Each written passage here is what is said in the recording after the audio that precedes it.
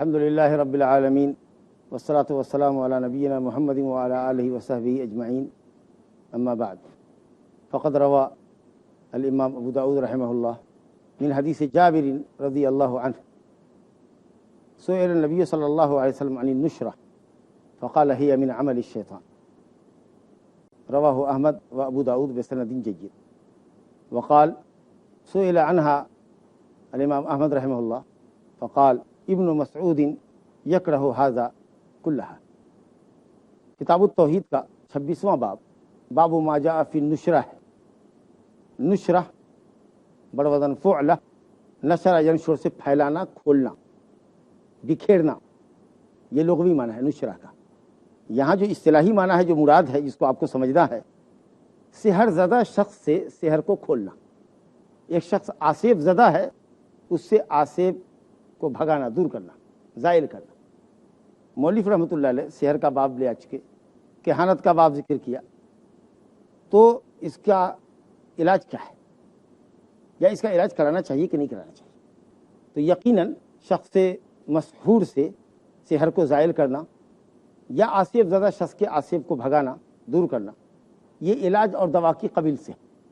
اور اگر کوئی شخص کسی مصیبت زدہ کی اللہ سبحانہ و تعالیٰ رضا کی خاطر مدد کرتا ہے، شرعی اور مباح طریقے سے اس کا علاج کرتا ہے، تو یقیناً اس کے لیے بڑا فضل ہے اور ثواب کا کام. لیکن شرط یہ ہے کہ وہ مباح طریقے پر. تو اسی لیے مؤلف نے سحر کے بیان کے بعد اس کے علاج کا باب لگایا ہے، لیکن حکم نہیں لگایا کہ باطل ہے کہ جائز ہے. کہ باب ما جاء فی النشرہ، نشرہ کے تعلق سے جو بات آئی، تو علاج کا کچھ طریقہ جائز ہے اور کچھ طریقہ ناجائز ہے، بلکہ بعض طریقہ شرکیہ بھی ہے. تو وہ ہمیں دلیلوں سے معلوم ہوگا.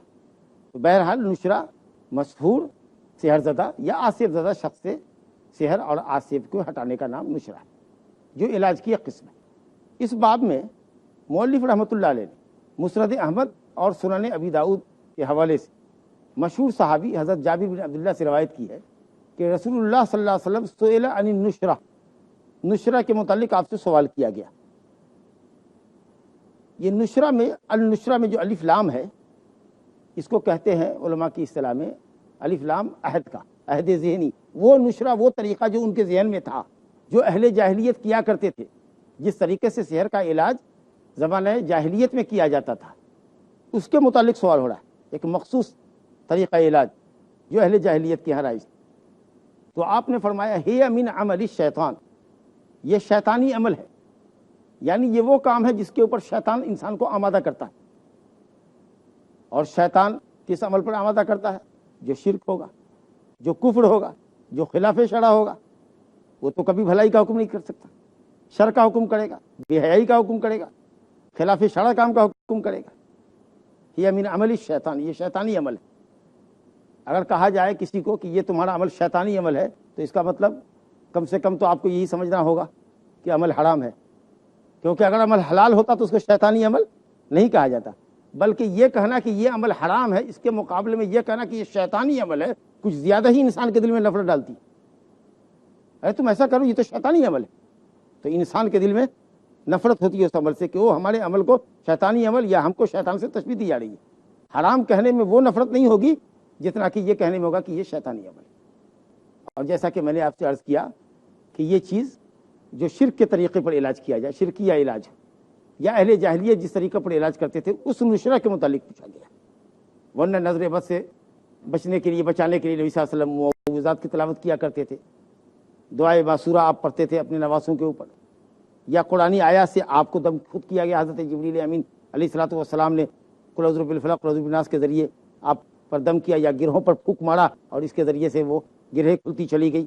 تو ظاہر ہے کہ نشرہ سے مراد جس نشرہ کے متعلق پوچھا گیا ہے اور جس کو آپ نے عمل شیطانی کہا ہے، یہ شرکیہ نشرہ ہے، شرکیہ جاڑ ہے. اور یہی امام ابو داؤد رحمۃ اللہ علیہ نے امام احمد رحمۃ اللہ علیہ کا قول نقل کیا ہے. ان سے پوچھا گیا، امام ابو داؤد امام احمد کے شاگرد ہیں، ان کی سند اگر وہ روایت کریں امام ابو داؤد امام احمد سے تو متصل ہوتی ہے. امام احمد رحمۃ اللہ علیہ سے نشرہ کے متعلق پوچھا گیا تو امام احمد رحمۃ اللہ علیہ نے فرمایا کہ ابن مسعود رضی اللہ عنہ نشرے کی تمام صورتوں کو کان یکرہ کلھا، ابن مسعود کان یکرہ ھذا کلھا، ابن مسعود اس کی تمام شکلوں کو ناجائز کہتے تھے۔ کیا مطلب؟ ابن مسعود نشرہ کی تمام شکلوں کو ناجائز کہتے تھے۔ کیا شرعی جھاڑ کو بھی ناجائز کہتے تھے، دم کرنے کو؟ قرآنی آیات کے ذریعے دم کرنے کو بھی ناجائز کہتے تھے؟ یہ لفظ بظاہر تو یہ بتا رہا ہے، لیکن نہیں۔ ابن مسعود رضی اللہ عنہ جس چیز کو ناپسند کرتے تھے، جس کو حرام جانتے تھے، وہ کفریہ اور شرکیہ جھاڑ ہے۔ یا مریض کو اس طریقے سے بھی آدمی علاج کرتا ہے کہ قرآنی تعویذ لکھ کر کے دیتا ہے لٹکانے کے لیے، یا کچھ دھاگا دیتا ہے لگانے کے لیے، کچھ باندھنے کے لیے۔ تو اگر لٹکائی جانے والی چیز قرآن سے بھی ہو، قرآنی آیات بھی ہو، جس کو کہا جائے کہ لٹکا لو تمہارا سحر انشاءاللہ اس سے ظاہر ہو جائے گا، تو ابن مسعود اس کو بھی حرام کرتے تھے۔ جیسا کہ ہم باب ما جاء فی الرقیٰ والتمائم کے اندر یہ بات پڑھ چکے ہیں کہ ابن مسعود لٹکائی جانے والی ہر چیز کو ناجائز کہتے تھے، چاہے وہ قرآن سے ہو یا غیر قرآن سے ہو۔ اگر آدمی نفع کے لیے کرتا ہے یا نقصان سے بچنے کے لیے کرتا ہے تو اس کی شریعت میں کوئی دلیل نہیں ہے۔ ابن مسعود رضی اللہ عنہ اس معاملے میں بہت صحیح ہیں اور بہت سخت بھی تھے اور بہت صحیح بھی ہیں۔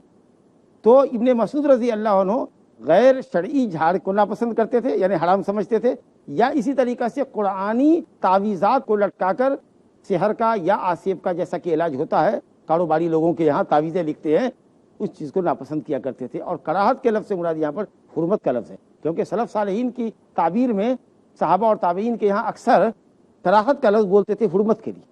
بعد کے علماء میں متاخرین کے یہاں کراہت تو کراہت ہوتی ہے، حرمت سے چھوٹی چیز ہوتی ہے، جس کا کرنا نہ کرنے سے اچھا اس کو مستحب کہتے ہیں، اور جس سے بچنا کرنے کے مقابلے میں اچھا اس کو کراہت کہتے ہیں۔ بھئی یہ عمل مکروہ ہے، یعنی اگر نہ کرتے تو اچھا ہوتا، لیکن اگر کر لو تو جائز ہے۔ ہرگز وہ مقصود نہیں ہے، کیونکہ اس طرح کی چیزوں کو وہ حرام کرتے تھے۔ اور خود قرآن مجید میں بھی اللہ رب العالمین نے لفظ کراہت کو حرام کے معنی میں استعمال کیا ہے۔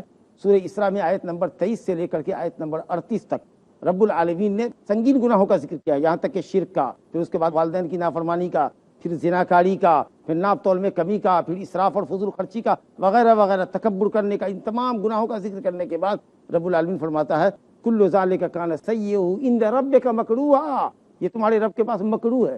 کیا مکروہ مانے ناپسندیدہ؟ صرف ہلکے درجے کی کراہت نہیں، بلکہ حرام ہے، شرک ہے۔ بعض گناہ تو شرک ہے، بعض حرام ہے۔ تو حضرت ابن مسعود کا یہ کہنا کہ نشرہ چاہے وہ قرآنی تعویذ کے ذریعے اگر لٹکانے کے تعلق سے ہے، لٹکا کر کے تعویذ لگا کر کے اگر علاج ہے تو وہ ابن مسعود کو حرام کہتے تھے۔ لیکن اگر آپ جسم پر دم کر دیں یا پانی پر بھی اگر دم کر کے اس کو پلاویں، چلو دوا کے طریقے سے اس کو پی لیں تو انشاءاللہ تعالیٰ فائدہ کرے گا، لیکن بہتر یہ ہے کہ مریض کے جسم پر ڈائریکٹلی دم کیا جائے، اور اگر عورت ہو تو باقاعدہ حجاب میں ہو، اور وہاں پر جو اس کا محرم بھی موجود ہو۔ ایسا نہیں ہو کہ جھاڑنے والا اور وہ مریض تنہا ہو، ایسی کیفیت عورت کے ساتھ نہیں ہونی چاہیے، کیونکہ وہاں شیطان پھر وہ اپنا ایک دوسرا ہی رخ اختیار کرے گا۔ تو یہ ابن مسعود رضی اللہ عنہ کا قول حضرت امام احمد بن حنبل رحمۃ اللہ علیہ نے پیش کیا۔ لہذا جادو کا علاج تعویذ کے ذریعے، چاہے قرآنی تعویذ کیوں نہ ہو، یہ بھی درست نہیں ہے۔ ہاں، دم کرنا یہ ثابت ہے، رقیہ شرعیہ درست ہے۔ اس باب میں صاحب کتاب نے حضرت جابر رضی اللہ عنہ کی اس مرفوع روایت کے ذکر کے بعد امام بخاری کے حوالے سے ذکر کیا ہے۔ قتادہ ابن دعامہ السدوسی کہتے ہیں، بڑے بزرگ تابعی ہیں، یہ سعید بن مسیب رحمۃ اللہ علیہ سے یہ بڑے تابعی ہیں، اور تابعین میں بہت بڑے عالم تھے، عالم التابعین سب سے بڑے عالم تھے ماشاءاللہ سعید ابن مسیب، حضرت ابو ہریرہ رضی اللہ عنہ کے داماد بھی تھے۔ تو قتادہ نے پوچھا سعید بن مسیب سے، قلت لسعید بن مسیب، میں نے سعید بن مسیب سے پوچھا کہ ایک شخص رجل به طب او یؤخذ عن امرأته ایحل عنه او ينشر، قال لا باس به انما يريدون به الاصلاح فاما ما ينفع الناس فلم ينهى عنه۔ ابن المسیب سے جب میں نے پوچھا کہ ایک آدمی ہے لہو طب، طب بمعنی سحر، حالانکہ طب مانے تو علاج ہوتا ہے، علم طب، لیکن یہ بطور فعال کے اچھا کلمہ بیان کیا جا رہا ہے تاکہ آدمی سن کے خوش ہو۔ آدمی عام طریقے سے سحر بہت تکلیف دہ چیز ہے، جسم کو، دماغ کو، نفسیات کو، ہر طریقے سے آدمی کو نچوڑ دیتا ہے، بہت بری چیز ہے، اور اکثر آدمی اچھا ہوتا بھی نہیں۔ مگر اگر اس کو یہ کہیے سحر زدہ نہ کہہ کے کہیے انشاءاللہ علاج ہو جائے گا تمہارا، تو سحر کو لفظ طب سے تعبیر کیا گیا، کیونکہ یہ لفظ پیارا لفظ ہے، سننے میں اچھا لگتا ہے۔ جیسے سانپ کا ڈسا ہوا ہے اس کو عربی میں لدیق کہتے ہیں، ڈسا ہوا، لیکن اس کو کہیے سلیم، بچ جانے والا، تو کتنا خوش ہوگا۔ تو یہ فعال ہے، اچھا کلمہ، انشاءاللہ اس پر ہم گفتگو کریں گے الگ سے۔ تو کہا گیا کہ ابن مسیب سے میں نے پوچھا، قتادہ کہتے ہیں کہ ایک شخص ہے جو سحر زدہ ہے، رجل بہ طب یعنی سحر، او یؤخذ من امرأته، یا اپنی بیوی سے روک لیا جاتا ہے، یعنی بیوی سے جمع کرنے پر قادر نہیں ہو پاتا. ایحل عنہ، کیا اس کے سحر کو کھول دیا جائے، گرہ کو کھول دیا جائے. اور ینشر، اور یہاں پر شک کے لیے ہے، دونوں ایک ہی چیز ہے. سحر کو کھولنا، نشرہ جس کو کہتے ہیں، وہی ایک ہی معنی میں. تو انہوں نے کہا لا باس، کوئی حرج نہیں، مقصد اصلاح ہے، فائدہ پہنچانا ہے. جو چیز فائدے کی ہو اس سے ممانعت نہیں، منع نہیں کیا گیا. اللہ ہو، کیا آپ سے یہ پوچھے کہ سعید بن مسیب کے یہ کہنے کا مطلب ہے کہ اگر سحر کا علاج سحر سے کیا جائے کیونکہ فائدہ مقصود ہے تو کیا یہ درست ہوگا؟ کچھ علماء نے کہا کہ ہاں، ان کا کہنا یہ ہے کہ سحر نقصان پہنچانے کے لیے کرنا درست نہیں ہے، لیکن اگر کسی سحر زدہ شخص کو سحر کے ذریعے اس کے سحر کو ظاہر کرنا ہو تو کوئی حد نہیں. لیکن یہ بات صحیح نہیں ہے.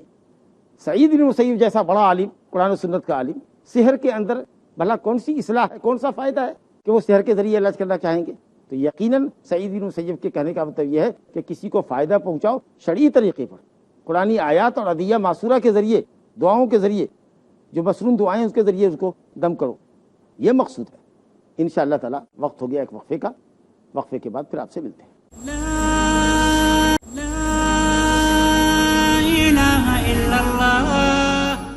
مختصر سے وقفے کے بعد گفتگو کا سلسلہ جاری رکھتے ہوئے عرض ہے کہ امام سعید بن مسیب رحمۃ اللہ علیہ کا مطلب کہ نفع پہنچانے سے منع نہیں کیا گیا ہے کا مطلب غیر شرکیہ جھاڑ، قرآنی تعویذات، یعنی تعویذات کا مطلب وہ نہیں لٹکائی جانے والی چیز نہیں، تعوذات شرعیہ، آیات پڑھ کر کے دم کرنا، یا یہ مقصود ہو کہ ایسی چیز کے ذریعے علاج کرنا جس کے متعلق کم سے کم یہ معلوم نہیں کہ یہ سحر ہے.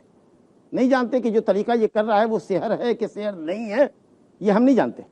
لیکن اگر آپ جانتے ہیں کہ جو طریقہ وہ کر رہا ہے وہ سحر ہے تو بالکل جائز نہیں.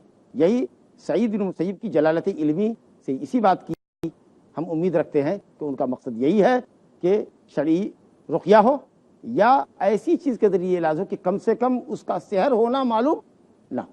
لیکن اگر سحر ہونا معلوم ہے، ساحر نام پوچھتا ہے تمہاری ماں کا، تمہارا کپڑا مانگتا ہے، تم سے کہتا ہے بال دو، ناخن دو، اس کا مطلب یہ ہے کہ وہ سفلی عمل کرے گا، شیطانی عمل کرے گا.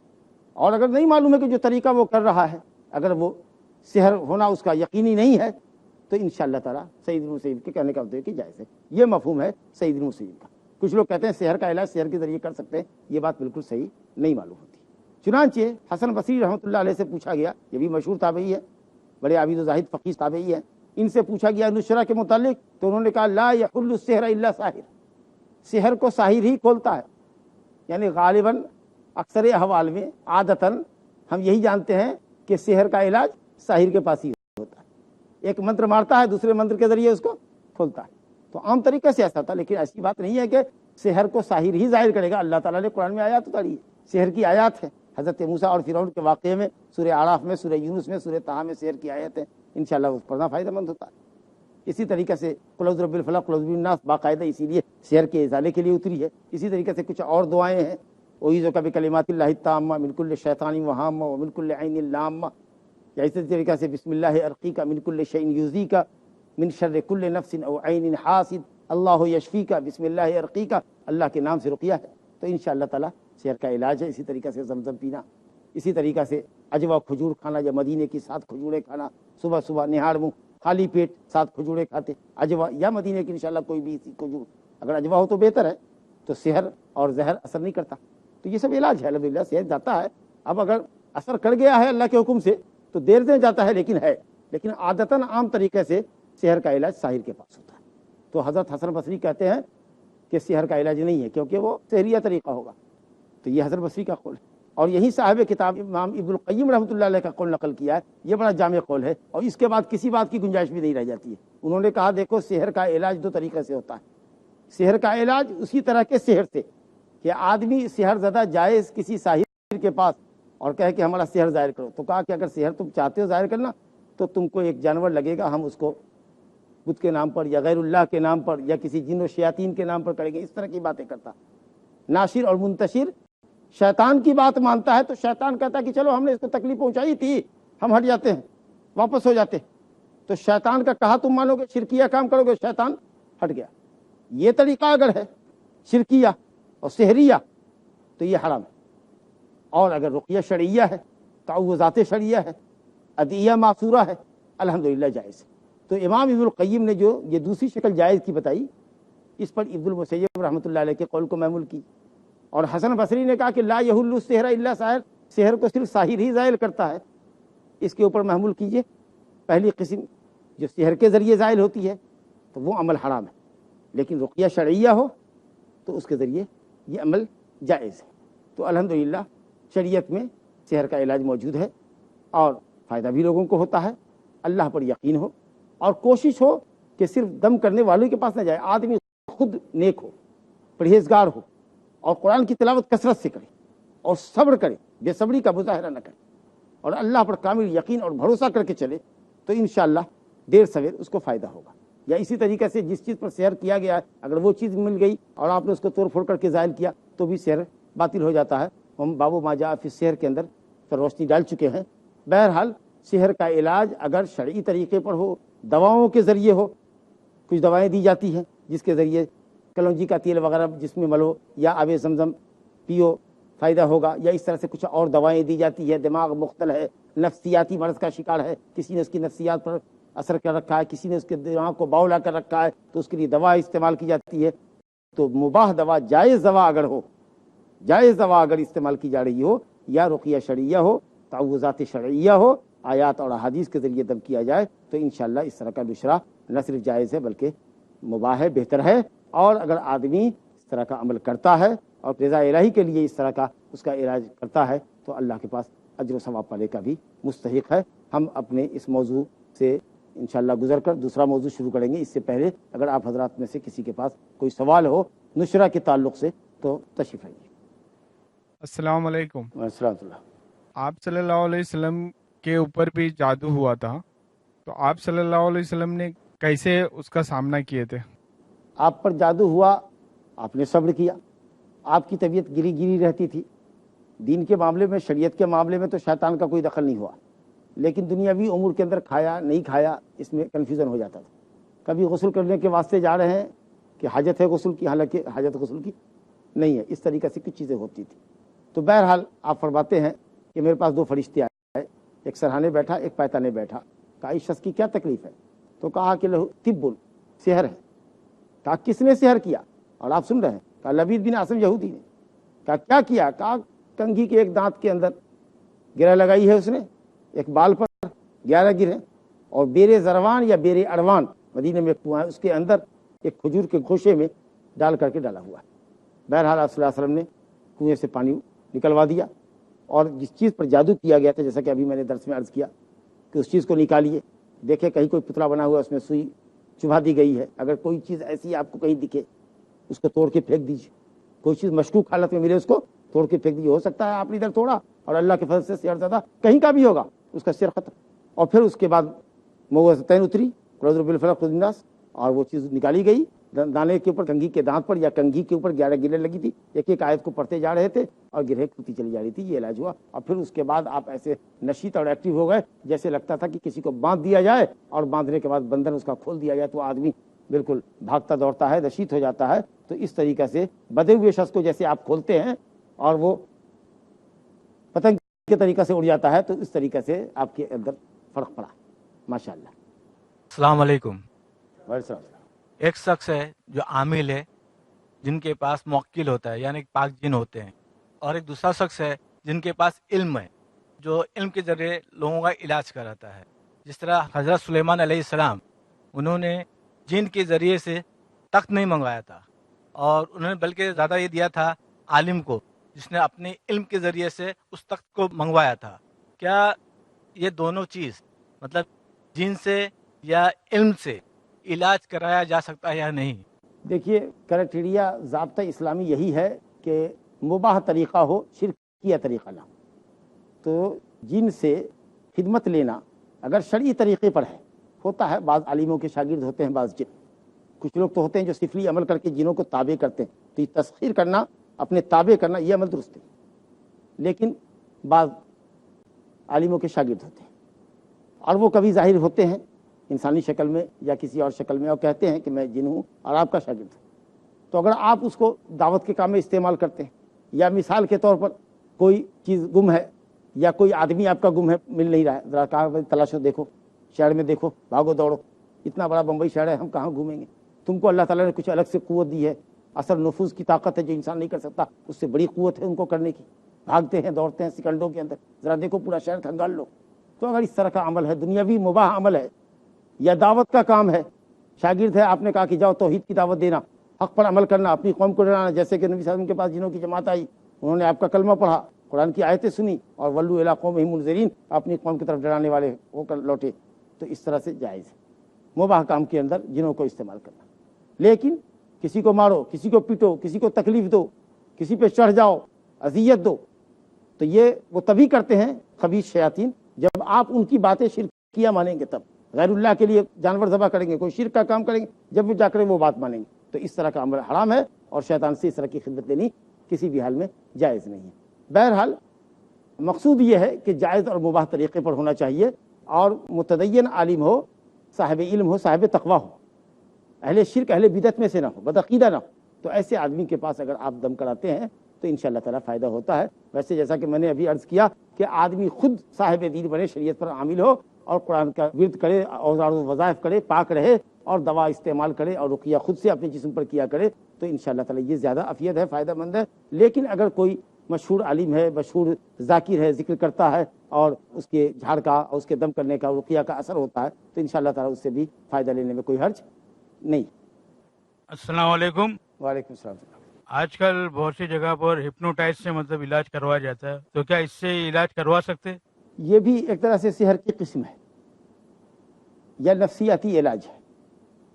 بہرحال اگر نفسیاتی علاج ہے, سائیکولوجیکلی ہے, تب تو ٹھیک ہے.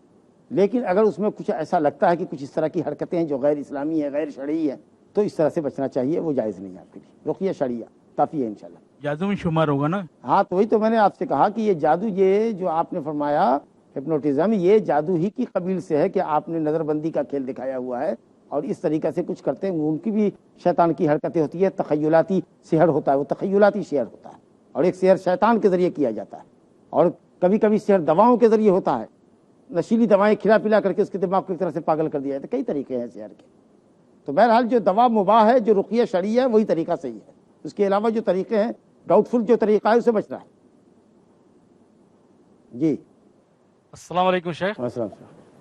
ایک شخص قرآنی آیتوں کے ذریعے جھاڑ پھونک کرتا ہے, تو کیا اس پر اجرت لے سکتا ہے, اور کیا اسے بطور پیشہ اختیار کر سکتا ہے؟ رقیہ پر اجرت لے سکتا ہے, اہل علم نے جائز قرار دیا, لیکن پیشہ نہ اختیار کرے, اور اگر بغیر اجرت کے فائدہ پہنچائے تو یہ بہت اچھا ہے. لیکن اگر چاہے اجرت لینا رقیہ کرنے والا, شرعی رقیہ کرنے والا, تو لے سکتا ہے. وباللہ التوفیق, وصلی اللہ علی نبینا محمد وآلہ وصحبہ اجمعین. اللہ اللہ یا ربی یا اللہ, اللہ یا ربی یا